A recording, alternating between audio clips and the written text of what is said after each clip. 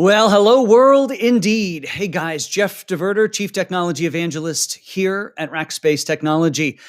Now, you're probably saying to yourself, "Hey, Jeff, I thought we did these things on Tuesday, Wednesday, and Thursday. Where were you yesterday?" Well, we were here.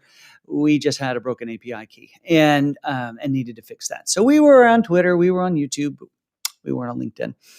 But we're here today, and also coming to you in the middle of the day because we've got my good friend Taylor Bird back again, and he's on the West Coast, so 8:30 in the morning is not his favorite time when that's 6:30 to him in the West Coast. Well, I'm glad that we've got our audience here. Hey, if you're watching, go ahead and comment down in the link. Where in the world are you, and how's your day been? Well, as we get into it, I wanted to talk a little bit about some news. We always start with some news here, and it builds on our topic that Taylor and I want to talk about, and that is Kubernetes. I was reading an article over on TechCrunch, and it was talking about. In fact, here's the headline. We'll get producer Daniel to post this in the chat. But VCs are betting big on Kubernetes, and here are the 5 reasons why. Now, in this article, you should create some background stats. In fact, I'll tell you the VCs they're investing huge in this space and looking for that to be a core technology in the stack that they're investing in. In fact, they're seeing that from the top 1 million websites in the world, 96.4% of them running on a Linux platform. And the comparison that's being made here is that Kubernetes is the new Linux. Now, we're going to peel this apart here today and talk about containers, their history, what they are, where they're being used, what they're good for. But to do that, I want to bring in Taylor Bird. Taylor's usually on our Wednesdays, and he's quite the Kubernetes and expert. Been doing it for years. So Daniel, let's pull him out of backstage. Bring him in. There he is, Taylor. Taylor, how's it going today? It's going well. Thanks for having me back. Absolutely. Now, you and I are part of a project here at Rackspace. It's got us talking containers an awful lot, and I thought, hey, let's bring this. Let's bring this conversation out into the public here, and just see what our friends here in LinkedIn and everywhere else have to say about it. But I thought we would talk about this point he makes, and that is that Kubernetes is the new Linux. What do you think about that? We were reviewing this earlier. I think it's a really interesting, metaphor, comparison, analogy. I'm going to use the wrong word there, but Yeah. I think I like it. I mean, I definitely think I would argue some pieces of that. I don't think Kubernetes will ever be as ubiquitous as something like Linux, but in its Right. world, I definitely think that's what we are seeing. I've said routinely, I think on this format, but in others, that I do believe, and I'm a big cloud native guy. So before everyone jumps on the chat, like hold on, like I believe in cloud native work. I believe in the cloud native side. I believe in all sides of cloud native. But I do serverless event driven architecture. I think is great for a lot of things, but a lot of things don't fit in that.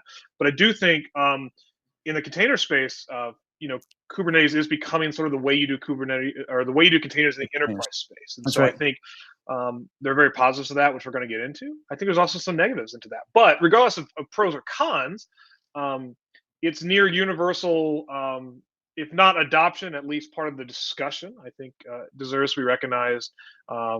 And we should get into that. But I love the comparison. I think it's really important. I think it does it makes sense to a lot of people investing in this space because it's going to be big. It already is big, and I think it's going to be a driver whether or not we like it, which luckily we do.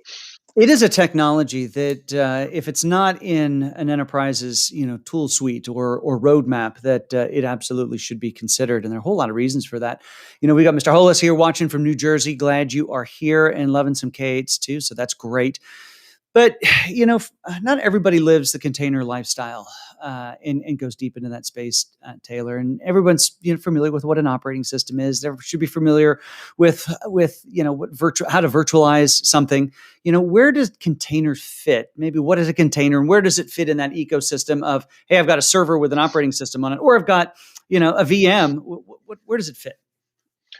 Oh man, you're gonna put me on a spot with that. There's nowhere I can go but down from trying to explain containers quickly on a live session. So I'm gonna disclaimer my presentation there. I think most are aware, for those that aren't, containerization. every statement here is just littered with open source people disagreeing with me, and I totally respect that because I'm part of that world. But I'll say that technologies like Docker really led the innovation. There's a million reasons why that history can be argued, but regardless, containerization is simply this idea that you can wrap everything an application needs, Yeah. from its dependencies, its configuration, its files, its interpretation of the operating system. That's the most important part, into this thing called a container, which can then be distributed as an image and pushed around, Right. so that the entire operating environment of application is preserved. And so, without getting into all the details, the importance for that is really giving us a nice sort of container bundling mechanism, if you will, to push applications around and not worry about the continued repetitive thing that we've always worried about. On a server that lives longer than about 1 second, you're going to have configuration drift, you're going to have issues, you might have setup issues. Even those of us that have built physical web farms back in the day, you have 100 nodes, 5 or 10 of them are just going to have a problem. It's not that you Yeah. did anything wrong, even with automation. So the ability to push things around and have this platform sitting in those servers that gives you this pretty good abstraction is really nice, because you don't have to worry about completely automating everything every time in Right. terms of the build. But you also don't have to worry about an application, and you're just triaging and fixing things like that. There's a whole other app focus centric aspect where your applications don't have to think they're competing for resources, which is great.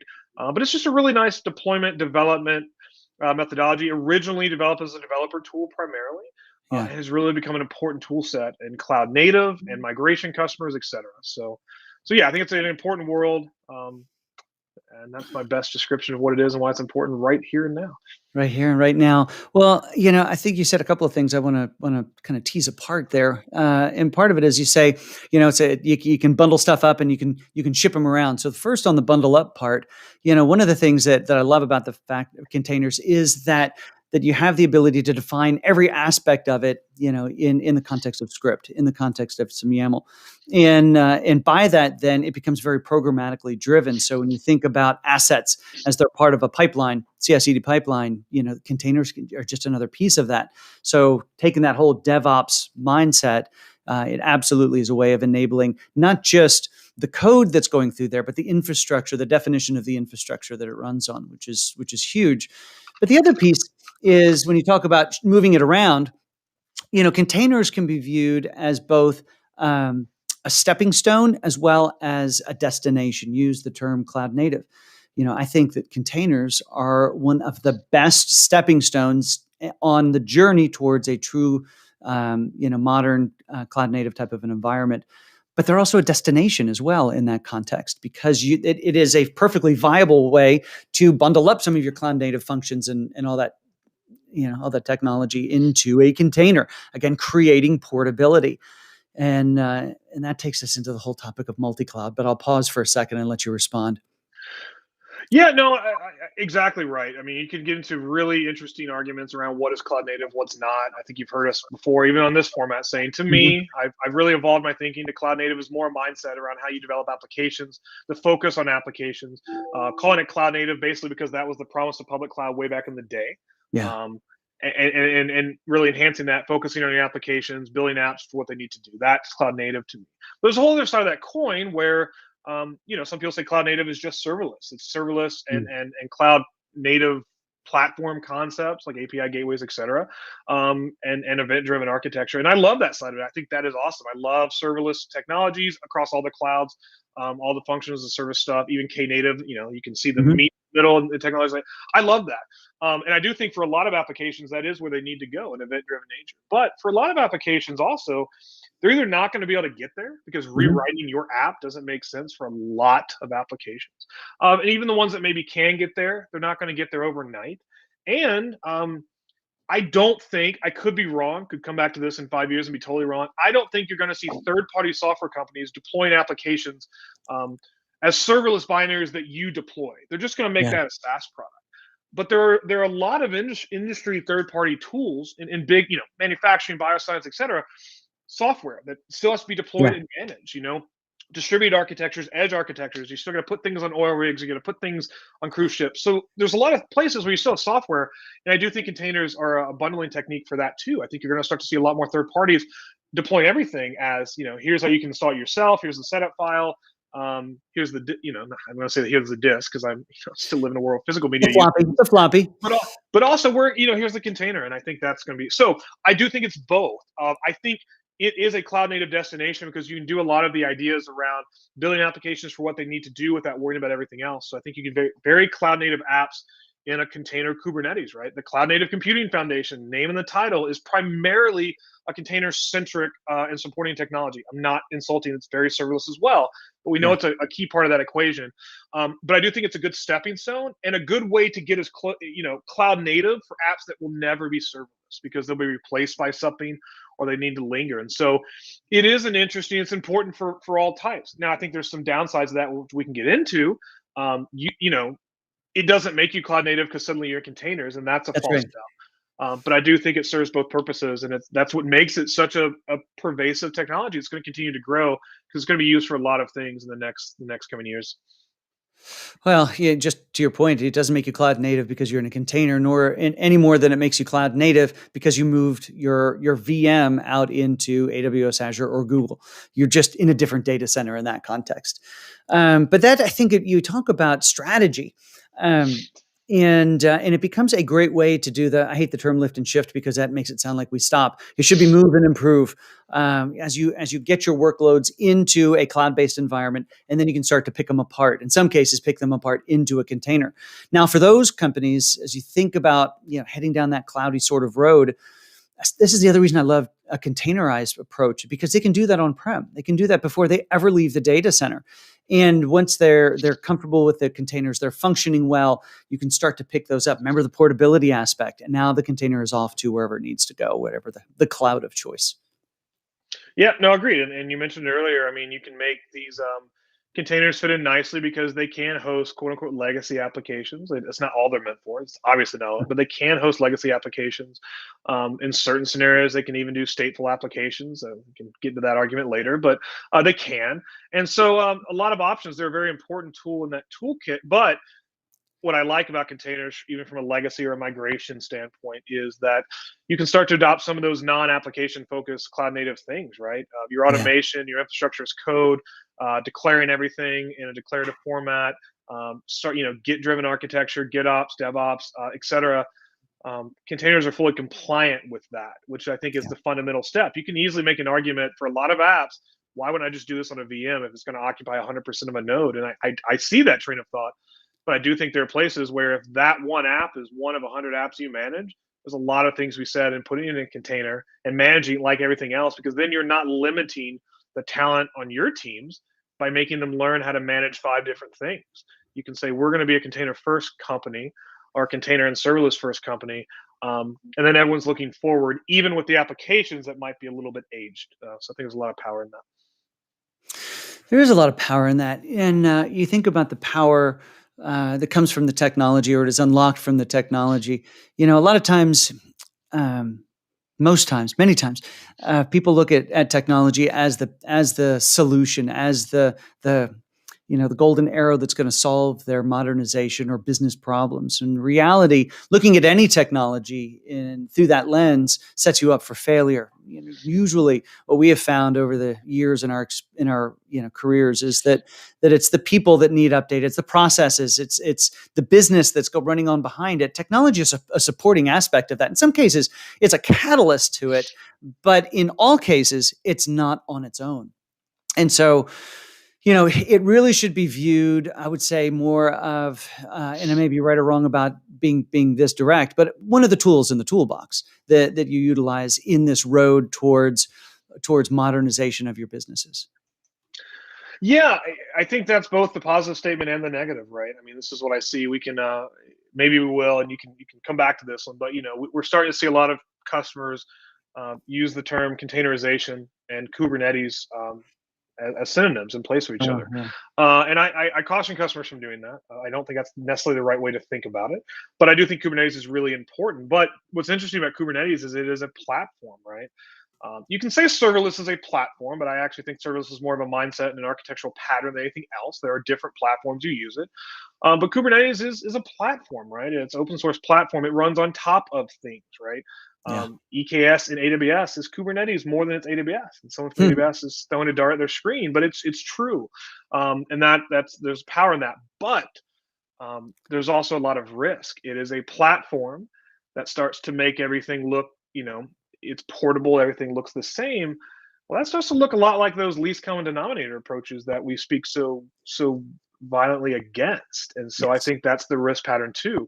I think you can do very cloud native things in Kubernetes. I think Kubernetes is very powerful from an enterprise perspective. But I do give pause when the prevailing idea of going to something like Kubernetes is I want to manage everything the same way. It's like, hold on, Yeah. that should never be.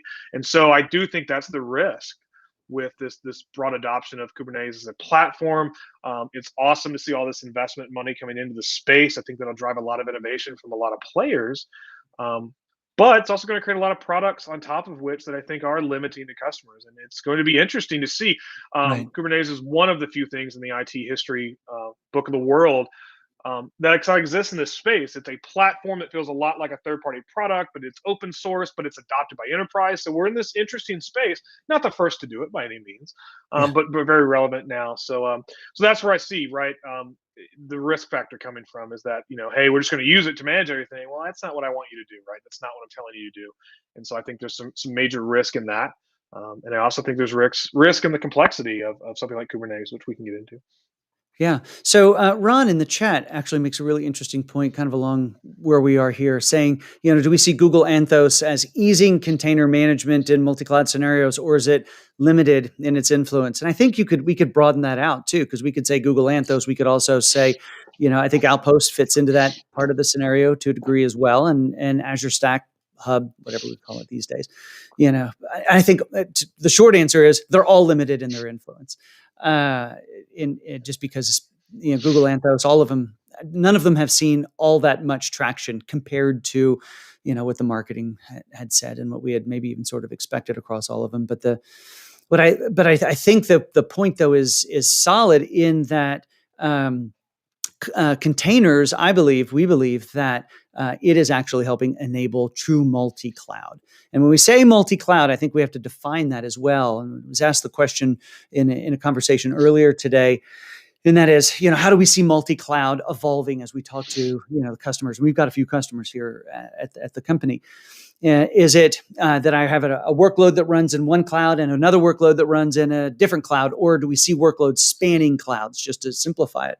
And for the sake of a rounding error, we'll say 100% of the time it is the first in that. And that is, you have different departments. One favors Google, the other favors AWS or Azure. Yeah, or maybe the company takes hey, we have a favorite cloud, but we have a second favorite cloud, kind of an 80-20 rule, just so we're prepared if we need it. But for companies that want to think about how they go across multiple clouds and having an element of portability, containers are absolutely the best way to go, in my opinion. Yeah, no, I agree. Our friend Kent from Microsoft is not Yeah, trolling us, but is in our chat and kind of stole my answer to the Anthos question, which I think is really important. This is why I don't like to conflate Kubernetes with containerization. Containerization, I think, is really important for all the reasons, and containers can be a management challenge. So Kubernetes is a really nice answer to that, but it's one of a series of answers. And if you always hear me talk, my prevailing thought is right tool for the job. And so I think you have to evaluate things in that spectrum, right? And you've got to pick the tool that lets you do everything you need to do from a management aspect, but does not prevent you from getting the depth of where it means for your business. So Right. I think this about Anthos. I think this about Arc. I think this about the Start Anywhere and Outpost products from AWS. And it's a big spectrum. If you are running everything everywhere, I think Kubernetes could be a really interesting way. If portability is your major concern, maybe you're a company focused on M&A activity, so the heterogeneity of everything is like really important to making sense. I think Kubernetes is a great solve for that. Right. But if you're primarily running a Microsoft stack, you're an Azure customer, as just an example, and you need to use containers, then I think looking at some solutions that stay in that ecosystem, same with the AWS or the Anthos products, that can make a lot of sense. The other thing that Kent points out well is location kind of doesn't matter, and a lot of these tools are Right. just enabling location. And so I'm not going to ease these decision metrics for anyone, but I think it's important to realize that they are all out there and they all have their place. And I don't run product for any of the major hyperscalers, so they're not taking my advice. But I don't think the advice of any of these products is to try to become the predominant container management platform across everything, because I think that Right. is destined to fail, um, in a good way. And I don't think Kubernetes should have that either. And so I think there are a lot of tools in there, and that's what's really exciting about the space. We can focus on containerization as a way to do this. Kubernetes is a really nice answer for this. Kubernetes will run in different places on different technologies. We can do this in different stacks across hyperscalers. Hyperscalers also have their own technology stacks that maybe prevent the need. There are Yeah. non-Kubernetes container platforms in Microsoft, in AWS, in Google, um, and there are Kubernetes platforms in each as well, right? It's a huge decision matrix, but I don't view that as a negative, and I don't view that as something that product managers should be trying to navigate out of. I think it's important for customers to have that choice, and that freedom. That Yeah. again, Ken, I think you outlined. Write the app you want to write, run it where you need to run it, and Yeah. you have the flexibility to push that around as you need to. That has to drive the decision. All these other things are tools to help you get there. Right, and there's myriads of these tools to help you get there, and it should always be driven by what's the business outcome that you're striving for. Yeah. As technologists, it's easy for us to get wrapped up in that tech, but again, it's the ease. The tech is generally the easiest part of any problem. It's making sure that you have the right alignment, that the solution itself drives towards the right outcome. The tech will line up behind that, and you can line the tech up behind that, but don't let it drive the conversation. Just because you have a favorite container management platform doesn't mean that everything has to be in your favorite container management platform. No, and I think it's such a huge point. I think anyone's heard me speak has heard me say it before. One of the big value props for some of the container services we offer at Rackspace even are driven by this internal mentality that you can spend a lot of time and effort building just the best, let's say, Kubernetes, the cleanest Kubernetes cluster install, automation. It can be just absolutely beautiful and make all the architect and all of us, tear up a little bit. Yeah. But for very few companies, is that a value add? Hmm. At some point, you've crossed the line between solving the problem you needed to solve and solving it really well. And I'm not trying to discredit that, but it's important with some of these, as technology becomes more complex and there's more locations and more tools. You've got to keep that right tool for the job mentality. Otherwise, you get stuck. And what happens is we've met customers like, oh, we went all Kubernetes 3 years ago, and Yeah. now we spend 50% of our time deploying updates to the Kubernetes stack. We're not a Kubernetes company. We can't get things to our customer. It's become a burden. And so I think that's really important. And the same can be said for any of the container technologies, but I think that's important. When people talk about there's too much choice in the container ecosystem, that's where I disagree, because they all sort of meet up to what you need. And we've just got to resist this urge to say it's so much easier to manage it if they all look the same. It's like, you're right, but we need to solve a way to not lose the depth of the platforms that we're paying for to get that. So I think that's the biggest risk in all of this Yeah. is just building a platform on a platform on a platform, and it looks great and it's complex and we spend all our time. We haven't really pushed the business forward at all, and so that's, I think, the slippery slope of containerization right now. Well, it's the slippery slope of all tech because it's fun for us as technologists to flip the switches and play operations with it. But the reality is you really need, that's part of the business decisions, is you have to figure out where you're going to spend your time and your attention. So if containerization is part of the roadmap, well, don't take it as a blanket containerization. There's the technology of how we're bundling all these workloads up into it. But then, as Taylor talked about, we've got to deal with the operational complexities of dealing with that. So whether you're containerized, whether you're running on VMs or other technology, you have to think through the long-term viability of the management of the platform. And as much as possible, I mean, it's one of the reasons we love public cloud so much, because it allows us to rely on the hyperscaler to do all the boring work. And more, that boring work is going farther and farther up the stack, so that we can be more and more, as technologists, focused on solving real business problems, as opposed to, just flipping switches.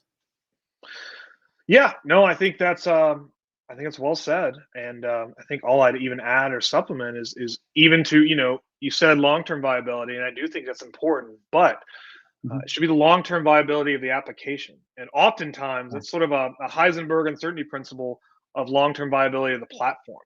Meaning, I think your goal for any IT department, development team, etc., um, your developers, and that's the architects, product managers, just the idea of creators, need to bring solutions to customers.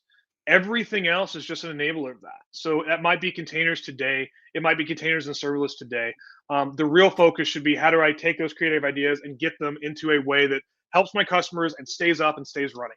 So containers Yeah. are a great way to do it, but don't worry about if you can get to a place where maybe we're Kubernetes today and we won't be in 3 years. I don't think it's a bad place to be. Maybe we're a place we want to be Kubernetes 3 years from now. Right now, we have one production app that's going to be containerized.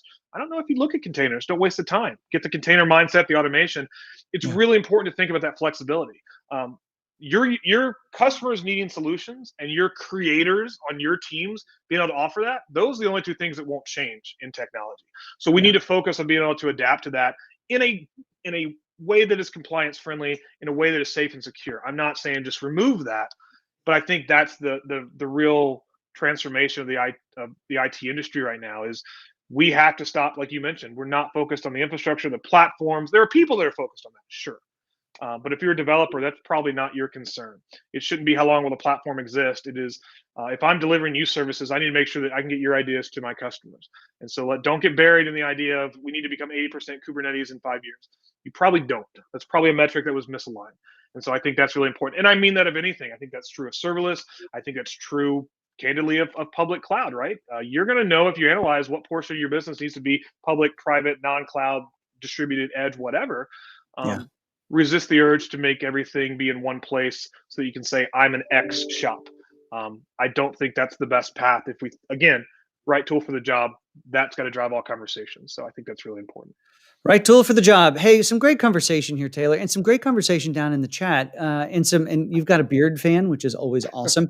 Our Mike Always gives some appreciate really it. interesting approach for how they're handling cyber security compliance in a government context. Ron, you've had some great input. Thank you for that. Mike, glad you were here.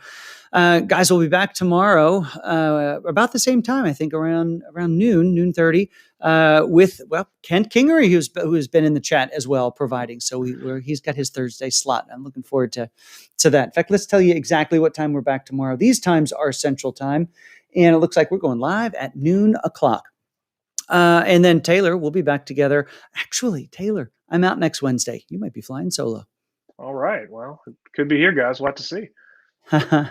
All right. And producer Daniel has posted in, if you want to learn what a container is, here's a great cartoon for you. I made Daniel post it. You know, we had this conversation early. A few people on our team have joined the technology recently, and they're kind of like, "Hey, I hate to ask, but what's a container? And what's Kubernetes?" And I sent I think anyone in the Kubernetes ecosystem has seen this, but there's this awesome. It's called the Children's Illustrated Guide to Kubernetes. It was created. I forgot the original inception. It's been adopted by CNCF, and there's a whole series of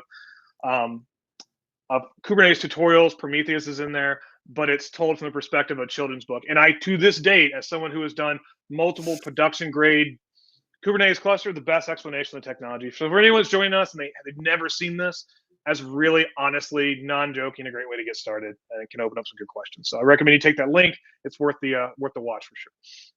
Awesome. Thanks for that. All right, everybody. We'll be back tomorrow. Have a great rest of your day. And this has been Taylor Bird, Jeff DeVerter from Rackspace Technology.